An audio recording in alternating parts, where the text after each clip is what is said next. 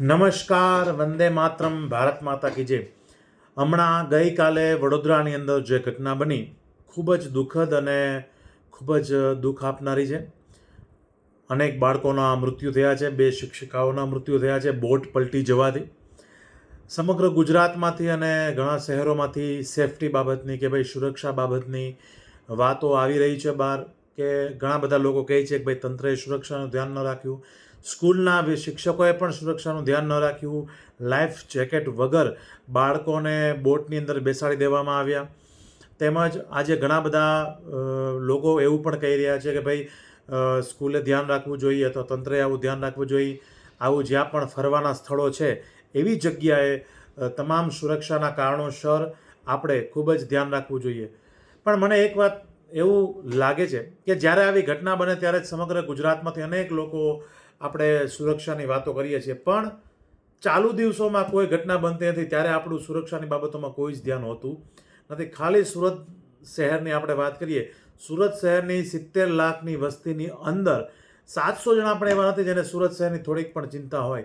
તક્ષશિલા કાંડ થયો ત્યારે ડોમની ઘણી બધી વાતો આવી કે ભાઈ ડોમની અંદર બાળકોને ભણાવવામાં આવે છે, તો આજ પણ કેટલી એવી સ્કૂલો છે જેની પાસે પોતાના ગ્રાઉન્ડ નથી, કેટલી એવી સ્કૂલો છે કે જેના પાસે પોતાના પૂરતા ક્લાસરૂમો નથી, અને છતાંય કોઈ વાલીને એવી ચિંતા પણ નથી કે આપણો બાળક ક્યાં ભણે છે, આપણો છોકરો ક્યાં ભણે છે. ક્યારેક જોવા પણ જઈએ, લાખો રૂપિયાની ફી આપી દો છો, પણ એવી ક્યારેય ચિંતા કરવાની જરૂર નથી કે આપણો છોકરો બાળક ક્યાં ભણવા જાય છે.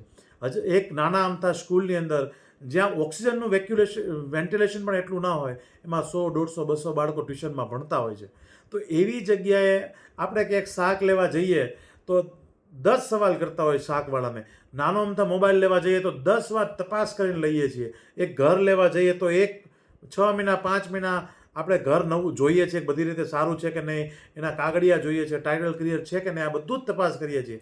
પણ આપણા બાળકો ક્યાં ભણે છે, આપણે કેવા શહેરમાં રહીએ છીએ, આપણા શહેરનું પ્રદૂષણ કયા લેવલનું છે, આપણે રોડ પર કચરો ન કરવો જોઈએ, તંત્ર પોતાનું કામ કરતું નથી. આવા આખા શહેરમાંથી 700 લોકો તમને નહીં મળે જેની બાબતની ચિંતા કરતા હોય, અને કદાચ 700 મળી જાય તો એમાંથી 10% લોકો પણ એવા નહીં મળે કે તંત્રને રોજ અરજીઓ કરતા હશે, ફરિયાદ કરતા હશે કે ભાઈ અહીંયા થવું જોઈએ, આ નથી થતું. ટ્રાફિક બાબતના મુદ્દા હોય, ક્યાંય પૂરતી પોલીસ નથી, પૂરતા લોકો ઊભા રહેતા નથી.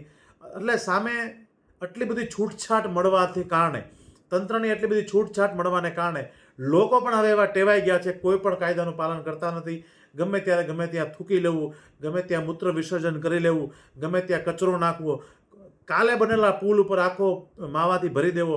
એટલે આ બધી જ બાબતોના પ્રશ્ન એટલા માટે છે કે તંત્રની સામે કોઈ આંગળી ચીંધવાવાળું નથી, પ્લસ સરકાર ગમે ત્યારે આવી ઘટના બને એટલે કોઈ પણને છોડવામાં નહીં આવે. હવે પછી આવી ઘટનાઓને કડી નિંદા કરીએ છીએ. 2 દિવસ પછી એના નેતાઓના ક્યાંક સારા કાર્યક્રમમાં સ્ટેજ ઉપર સન્માન થતા હશે, આના જ લોકો એમના સન્માન કરતા હશે. તો વિચારવા જેવી બાબત એ છે કે લોકોએ જાગૃત થવું જોઈશે. આપણી આસપાસનો વિસ્તાર સારો રહે, ચોખ્ખો રહે, પ્રદૂષણ રહિત રહે, એના માટે આપણે શું કરી શકીએ.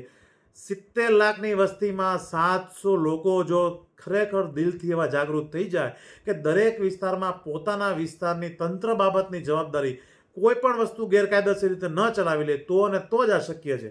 બાકી લોકોને પણ ગેરકાયદેસર ચલાવવું છે અને એની આડમાં તંત્રને પણ ગેરકાયદેસર ચલાવવાની છૂટછાટ મળે છે.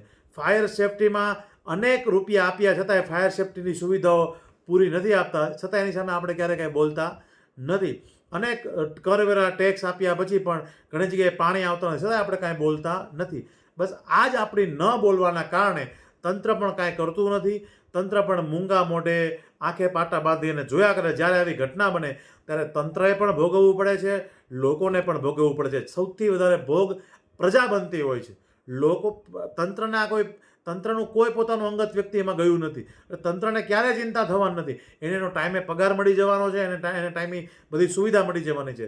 સમયાંતરે બધા આરોપીઓ પણ છૂટી જવાના છે પુરાવાના અભાવે, જગ્યાના અભાવે.